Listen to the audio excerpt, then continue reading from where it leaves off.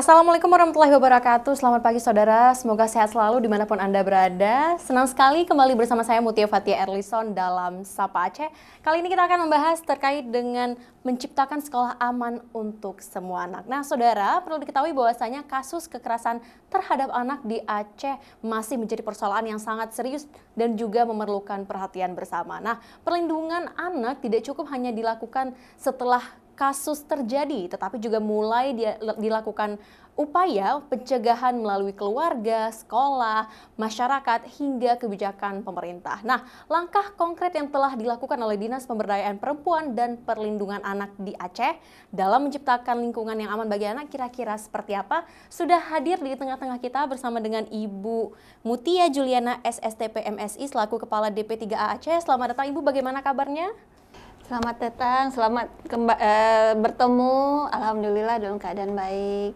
Alhamdulillah, baik Ibu. Sebagai pertanyaan pembuka kira-kira bagaimana tentang kasus kekerasan anak yang sering terjadi di Aceh, yang terjadi terus-menerus dan juga berulang. Kira-kira apa penyebabnya? Kasus-kasus kekerasan anak yang terjadi di Aceh lebih banyak disebabkan oleh kasus-kasus justru yang paling kita khawatirkan ya, kekerasan seksual. Setelah itu dilanjutkan dengan kekerasan fisik, psikis, dan penelantaran dan lain sebagainya. Yang seringnya adalah ketika satu kasus itu terjadi, itu akan menimpa dia 3 jenis gitu. Misalnya kalau udah seksual, itu nanti pasti fisiknya, psikisnya itu juga akan terkena, mungkin seperti itu. Untuk kasus sendiri di Aceh, kasus anak setiap tahunnya itu lebih tinggi ketimbang kasus dari orang perempuan. Dan memang kasus kita setiap tahunnya itu meningkat, di mana kita juga harus melihat walaupun di satu sisi kasus-kasus itu meningkat, berarti banyaknya kekerasan yang terjadi di sekitar kita, berarti masyarakat kita sudah mulai berani melapor terhadap kasus kekerasan yang dia lihat atau dia dengar seperti itu. Berarti tidak hanya terjadi dari mereka, bisa jadi yang melaporkan itu juga mendengar ataupun melihat kejadian secara langsung. Nah, lalu bagaimana Ibu terkait dengan strategi ataupun pencegahan yang dilakukan dari dinas sendiri untuk bisa mencegah terjadinya kekerasan terhadap anak? Apalagi kan seperti yang kita ketahui bahwasanya memang kasus terhadap anak itu lebih dominan terjadi dibandingkan kekerasan terhadap perempuan dewasa. Iya, kalau sudah terjadi kekerasan sudah pasti itu udah dihilir ya. Kita harus cerita hulu di mana ada pencegahannya. Untuk itu DP3 sendiri sebenarnya juga sudah memiliki program kegiatan itu perlindungan anak terpadu berbasis masyarakat, di mana kita minta perangkat gampung masyarakat untuk lebih aktif untuk menjadi garda terdepan di dalam perlindungan anak. Kemudian pemerintah Aceh dalam hal ini juga menyiapkan desa ramah perempuan peduli anak atau disebut DRPPA. Itu juga merupakan cikal bakal di mana satu desa itu bisa memberdayakan perempuannya sehingga anak-anak juga akan terlindungi. Karena kami yakin ketika perempuan berdaya itu anak juga akan lebih terlindungi begitu. Bagaimana ketika perempuan tidak berdaya, pasti anak-anak juga bagaimana dia bisa melindungi si anak ketika dirinya sendiri belum berdaya. Untuk kegiatan-kegiatan lainnya ya kita juga ada kabupaten kota layak anak, di mana memang dari 23 kabupaten kota kita masih 14 kabupaten kota yang sudah mendapatkan predikat kabupaten kota layak anak. Saat ini sedang asesmen, sedang dievaluasi, mudah-mudahan kami berharap ke depan Provinsi Aceh akan bisa menjadi provinsi layak anak di mana 23 kabupaten kota mendapatkan predikat layak anak seperti itu. Tentunya itu menjadi harapan yang besar untuk kita semua ya Ibu ya, agar Provinsi Aceh dan juga daerah-daerah kabupaten kota sekitarnya itu bisa menjadi mendapat predikat profil ataupun provinsi layak anak. Nah, selain daripada itu Ibu, ternyata memang kasus kekerasan terhadap anak itu terjadi tidak hanya di rumah namun juga di sekolah. Nah, sebelum kita membahas kejadian ataupun tragedi yang terjadi di sekolah, bagaimana mungkin bisa dilakukannya pencegahan sejak dari rumah Ibu? Sebenarnya di kita ada sekolah ramah anak gitu. Jadi di sekolah ramah anak itu diharapkan bahwa sekolah itu memiliki kebijakan terhadap sekolah ramah anak, kemudian pendidik dan tenaga pendidiknya juga sudah terlatih, konvensi hak anak, dan anak-anak juga dimintakan untuk dihargai pendapatnya. Kemudian fasilitasnya juga ya sudah pasti harus ramah anak seperti itu. Selain itu apa namanya Kementerian Dikdasmen juga sudah mengeluarkan peraturan Menteri Dikdasmen nomor 46 tahun 2023 tentang pembentukan tim pencegahan dan penanganan kekerasan di sekolah. Sebenarnya ini harus dibentuk dan wajib ya sifatnya, karena memang ini nanti di bawah Kementerian Pendidikan, kemudian kalau di provinsi di Dinas Pendidikan. Kalau di Dinas Pendidikan di provinsi itu kan dengan ruang lingkupnya SMK, SMA itu semua sudah terbentuk. Tapi kalau untuk SD, SMP itu nanti akan menjadi ranahnya kabupaten kota. Kita harapkan ketika itu terbentuk, ya itulah nanti akan membentuk kabupaten kota layak anak. Karena untuk kabupaten kota layak anak itu bukan hanya DP3A sendiri gitu, tapi ada dinas pendidikan dengan sekolah ramah anaknya, dengan taman asuh ramah anaknya seperti itu. Kemudian kesehatan, registrasi, kemudian dengan kalau DP3A mungkin di anak yang memerlukan perlindungan khusus. Jadi kalau untuk sekolah sebenarnya sudah ada aturannya dan itu sudah dibentuk di setiap sekolah. Kemudian di Dayah pesantren sendiri untuk Aceh kita punya instruksi gubernur juga di tahun 2022 untuk pembentukan tim pencegahan dan penanganan kekerasan di dayah atau pesantren. Jadi kalau secara kebijakan sebenarnya itu sudah mumpuni ya, tinggal bagaimana implementasi di lapangan. Oke, baik Ibu. Sebentar lagi kita akan membahas nih, berbicara tentang pencegahan dan juga koordinasi dari Dinas DP3A sendiri dengan dinas-dinas terkait. Nah, saudara jangan kemana-mana, tetap di Sapa Aceh.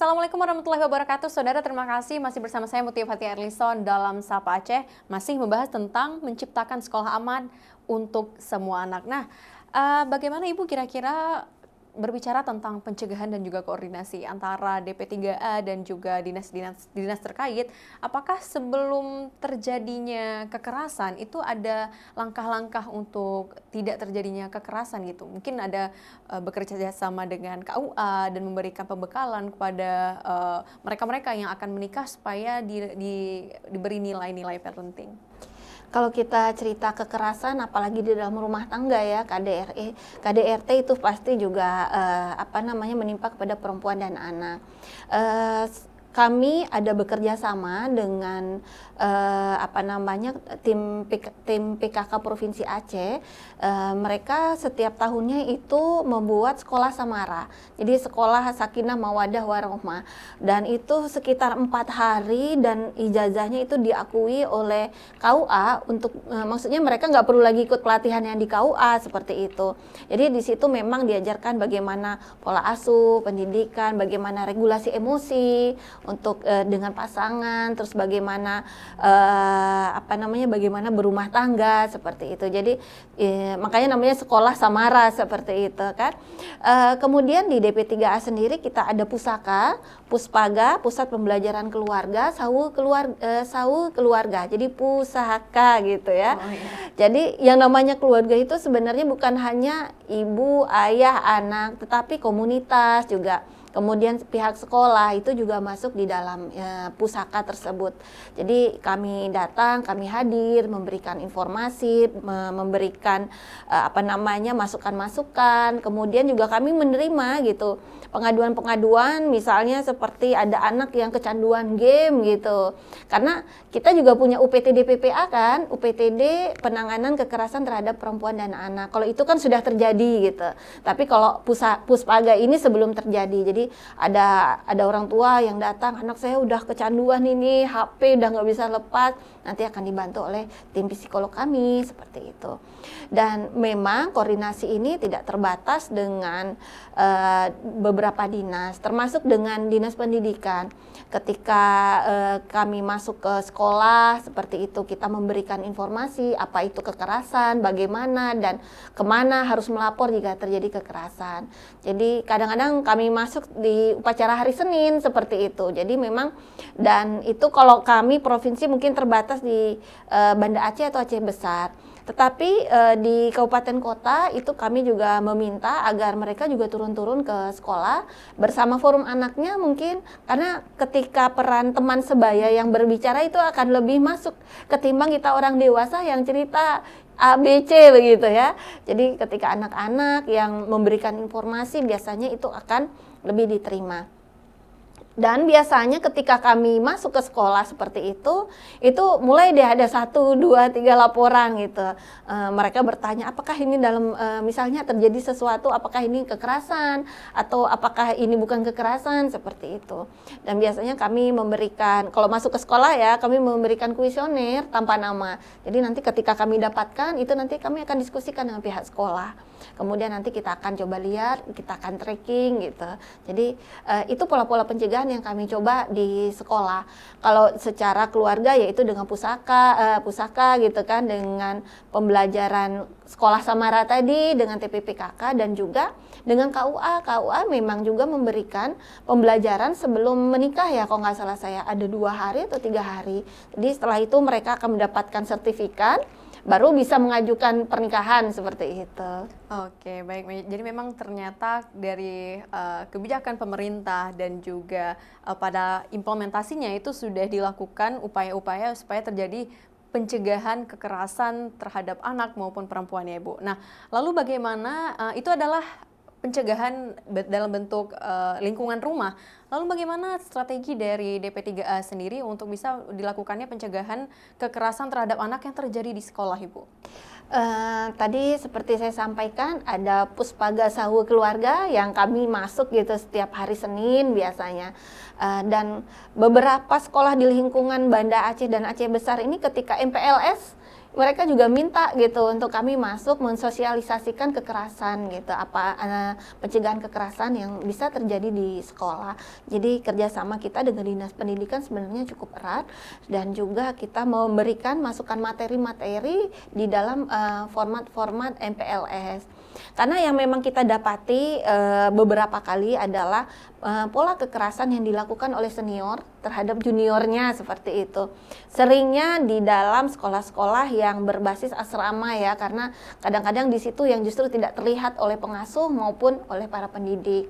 Jadi ketika itu terjadi ya kita menginformasikan agar tidak takut untuk melapor karena dijamin kerahasiaannya. Kemudian kita akan memberikan pendampingan, termasuk pendampingan psikologisnya seperti itu. Oke. Lalu kalau terkait dengan sosialisasi ataupun edukasi yang dilakukan, apakah memang itu cukup efektif dilakukan supaya tidak terjadi hal-hal negatif yang sering terjadi di sekolah, misal seperti perundungan, tawuran, atau bahkan mereka yang sedang puber-pubernya, pacaran antara laki-laki dan juga anak perempuan. Nah, apakah ada strategi tertentu, Ibu? Kalau efektif, kami merasa itu cukup efektif ya ketika kita masuk ke sekolah, ke suatu sekolah memberikan informasi begitu. Tetapi kita juga nggak bisa mengabaikan di mana si anak juga ada pendidikan dari keluarganya gitu. Jadi seperti kita tahu 24 jam, 8 jam di sekolah gitu. Nah yang sisanya kan di rumah gitu, di keluarga. Jadi kadang-kadang ketika pola pengasuhan yang dia dapat tidak utuh gitu, itu kadang-kadang dia bisa mengungkapkannya, bisa bisa dia memberikan kekerasan di sekolah karena dia merasa tidak dihargai. Kadang-kadang kalau kita runut seperti itu anak-anak, karena sebenarnya anak-anak ini kan pola pikirnya juga dia belum utuh, otaknya masih sedang berkembang, jadi hal-hal yang dia terima juga masih belum utuh. Kemudian paparan media sosial juga sangat mempengaruhi ya, di mana belakangan ini kemarin saya habis mengikuti kegiatan dengan Densus 88, diinformasikan bahwa hari ini ekstremisme itu tidak hanya cerita terorisme gitu, tapi juga kekerasan. Sekarang sedang trennya anak-anak mengikuti satu grup WhatsApp di mana isinya itu penyiksaan-penyiksaan, dan anak-anak itu merasa kecanduan terhadap video-video penyiksaan. Kalau kita selama ini mendengar pornografi, ini penyiksaan, satu hal yang selama ini nggak pernah kita pikirkan gitu. Dan ini menjadi atensi penuh bagi Densus 88, termasuk juga bagaimana berkembangnya terorisme melalui media sosial. Sangat gencar ya, dan juga adalah menjadi perhatian khusus bagi semua pihak, bahkan tidak hanya dari DP3A, dari Densus 88 ataupun bahkan dari pemerintah sendiri untuk bersama dilakukannya pencegahan supaya tidak terjadi semakin viral dan semakin melebar lagi kasusnya. Dan itu semua terjadi atas dasar perlindungan dari keluarga dan juga di rumah tentunya ya Ibu. Nah, lalu bagaimana dari DP3A sendiri, apakah ada tantangan yang dihadapi yang memang susah untuk dihadapi? Tantangannya sudah jelas, kami pemerintah kan sumber daya terbatas gitu, baik sumber daya manusianya, anggarannya, seperti itu.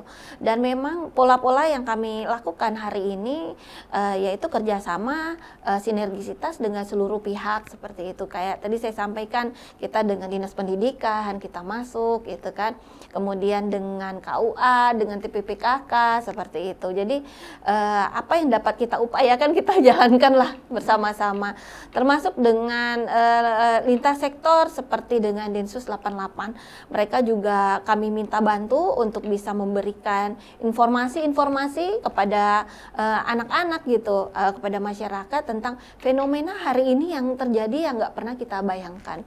Jadi memang ada satu kasus yang memang pernah kami pergi ke suatu daerah, di mana kami sebenarnya itu melihat sekolah yang menyenangkan waktu anak dari TK menuju SD gitu kan. Dan kami membawa psikolog sebenarnya menyiapkan untuk kelas 5 dan kelas 6 SD, mempersiapkan mereka memasuki masa puber begitu. Tapi ternyata di situ kami dapati mereka sudah mengetahui hubungan badan secara vulgar. Begitu kita telusuri lagi, ternyata mereka mengakses lewat gadget, di mana mungkin orang tua yang memberikan mereka gadget sendiri tidak paham apa itu isi gadgetnya gitu dan bagaimana. Jadi memang untuk hari ini orang tua juga diminta untuk berperan lebih aktif untuk melihat apa isi dari gadgetnya. Walaupun memang pemerintah hari ini sudah mengeluarkan PP Tunas ya nomor 17 tahun 2025 tata kelola penyelenggaraan sistem elektronik dalam perlindungan anak, di mana sekarang untuk mengakses media sosial ada verifikasi umur gitu kan, terus ada pembatasan konten gitu kan, terus ada batasan waktu dan fitur serta mekanisme aduan cepat. Tapi di sini juga orang tua jangan abai ya, kadang-kadang kita mau buka akun begitu, jadi gimana pakai emailnya mama gitu. Itu kan dengan usia kita dewasa seperti itu. Tapi ketika anak kita bukakan akun tersendiri dengan umur dia yang sebenarnya, itu pasti akunnya akan terblok dan akan terproteksi sebetulnya. Berarti itu tidak hanya dari DP3A itu tidak hanya berkoordinasi dengan Densus 88, Dinas Pendidikan ataupun juga pihak KUA, tapi juga dengan pihak Komdigi ya, untuk bisa membatasi konten-konten yang terjadi supaya dilakukannya pencegahan kekerasan ataupun bahkan kasus-kasus yang tidak kita bayangkan akan terjadi di usia yang sangat belia. Baik, saudara jangan kemana-mana, tetap di Sapa Aceh.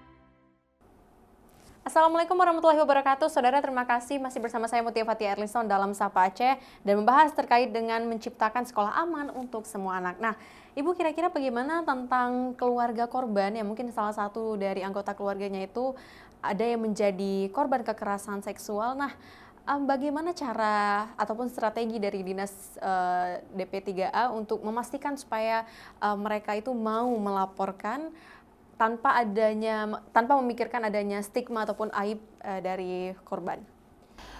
Kalau cerita korban kekerasan, memang sampai saat ini agak sulit untuk bisa mereka melaporkan gitu, apalagi merasakan sendiri, terutama juga orang-orang dekat. Dan ini menjadi tantangan bagi kami untuk bisa memecahkan ya, untuk bisa meminta mereka melaporkannya. Ini nggak terbatas di lingkungan masyarakat, di lingkungan sekolah juga seperti itu. Jadi memang dibutuhkan pengawasan dari kita semua sebetulnya, termasuk bagaimana perangkat kampung, kepedulian tetangga, kalau di sekolah bagaimana guru-guru bisa melihat seperti itu kan, apa yang terjadi, ada keanehan atau ada hal yang tidak biasa. Dan apabila itu terjadi, itu sebaiknya memang langsung dilaporkan ke kami, ke UPTD PPA. Nanti akan saya sampaikan juga hotline-nya gitu, apabila melihat, mendengar atau merasakan kekerasan yang terjadi.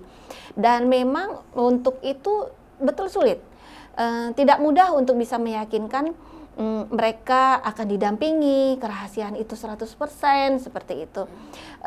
Contoh kami tapi memiliki kasus-kasus yang baik, di mana ketika terjadi kekerasan di lingkungannya itu Pak Geciknya yang melaporkan ke kami, dia yang mengantarkan, dia yang meminta respon, terus 3 hari sekali dia menelpon kami, menanyakan bagaimana masyarakatnya sudah dampingi belum, terus pelakunya seperti apa. Jadi memang ketika kita bersama-sama, saya rasa itu akan lebih mudah. Kasus-kasus lain adalah ketika terjadi bencana, contohnya kayak kemarin itu terjadi kekerasan di dalam pengungsian memang. Dan itu nggak serta-merta korban langsung melaporkan atau orang terdekatnya melaporkan gitu, tetapi ketika ada kawan-kawan CSO yang sedang memberikan bantuan, membuka dapur umum, kemudian mereka membawa nasi-nasi bungkus ke dalam pengungsian seperti itu. Begitu didekati, dilihat, dan ternyata memang terjadi kekerasan. Waktu ditanyakan bagaimana, didekati, diajak gitu, diberikan masukan-masukan, dan akhirnya mau melaporkan. Karena ketika kasus kekerasan itu tidak dilaporkan, itu tidak bisa kita proses. Karena itu merupakan delik aduan mungkin ya. Jadi ketika tidak ada aduan maka tidak ada pemprosesan seperti itu. Oke, baik Bu. Nah, berbicara tentang kekerasan yang memang terjadi gitu, baik itu di lingkungan normal ataupun bahkan saat bencana, itu tidak bisa dipungkiri bahwasanya memang kekerasan itu bisa terjadi kapan saja dan juga pada siapa saja. Nah, kira-kira dari Dinas DP3A sendiri, apakah ada langkah khusus ataupun strategi supaya memang bisa menjadi wadah agar masyarakat itu bisa melapor dan juga melakukan pengaduan? Sebenarnya dengan kegiatan kita hari ini bagian dari publikasi gitu, untuk menginformasikan jangan takut untuk melapor seperti itu. Dan kita juga meminta seluruh masyarakat untuk lebih aware, lebih empati, dan lebih peduli ya kepada lingkungannya. Apabila terjadi hal-hal yang tidak biasa atau terlihat ada kekerasan yang terjadi di sekitarnya, untuk segera melaporkan. Dan karena seperti contoh kasus yang terakhir ya, Yunita yang di Bandung itu kan yang melaporkan adalah pemilik kosnya, sehingga itulah kita diminta untuk lebih aware dan empati terhadap lingkungan sekitar mungkin. Iya. Nah, lalu Ibu, tadi ada menarik pembahasan tentang kekerasan terjadi saat bencana. Nah, bagaimana kasus selanjutnya Ibu? Apakah sudah diproses atau bagaimana? Untuk kasus selanjutnya itu langsung kami dampingi dan sedang dalam proses hari ini. Sampai dengan hari ini. Oke, baik. Nah, mungkin dari DP3A sendiri, apakah ada pesan-pesan khusus yang ingin disampaikan mungkin tentang di mana, kemana dan harus mengadu gitu? Kayaknya udah berulang kali saya sampaikan, tetapi memang ketika melihat, mendengar, atau mengetahui, atau merasakan sendiri, baik itu diri kita atau orang yang kita lihat gitu, jangan ragu lah untuk melapor gitu. Baik itu di lingkungan sekolah maupun di lingkungan keluarga, karena memang kita nggak bisa munafikan beberapa kasus itu adalah pelakunya orang terdekat seperti itu. Silahkan ke hotline UPTD PPA di Provinsi Aceh 0811 6808 875 atau ke Sapa 129. Nanti kami akan berikan lagi mungkin flyernya untuk bisa ditayangkan sehingga akan lebih mudah diakses oleh seluruh masyarakat. Oke, baik. Nah, mungkin Ibu terakhir apakah ada closing statement dari Ibu, pesan-pesan supaya kepada masyarakat itu bisa dicegahnya agar tidak terjadi kekerasan seksual ataupun kekerasan biasa terhadap anak dan juga perempuan? Kekerasan itu bisa terjadi di mana aja, oleh siapa saja, dan dalam situasi apapun seperti itu, dan tinggal menunggu keberanian kita untuk melaporkan seperti itu. Oke, baik. Terima kasih banyak Ibu Mutia Sama-sama. Juliana yang sudah berhadir di studio Kompas TV Aceh, yang sudah berbagi ilmu dan juga pengalamannya dalam menangani kasus kekerasan seksual dalam rangka untuk melindungi dan juga melakukan pemberdayaan kepada anak dan juga perempuan. Terima kasih banyak Ibu. Sama-sama. Oke, baik. Nah, saudara, informasi tadi mengakhiri beragam informasi yang dapat kami sampaikan dalam Sapa Aceh hari ini. Anda dapat menyimak tayangan Sapa Aceh setiap Senin, Rabu, Jumat hanya di Kompas TV Aceh, independen terpercaya. Saya Mutia Fatia Erlison mewakili tim redaksi. Mohon pamit undur diri. Terima kasih. Wassalamualaikum warahmatullahi wabarakatuh.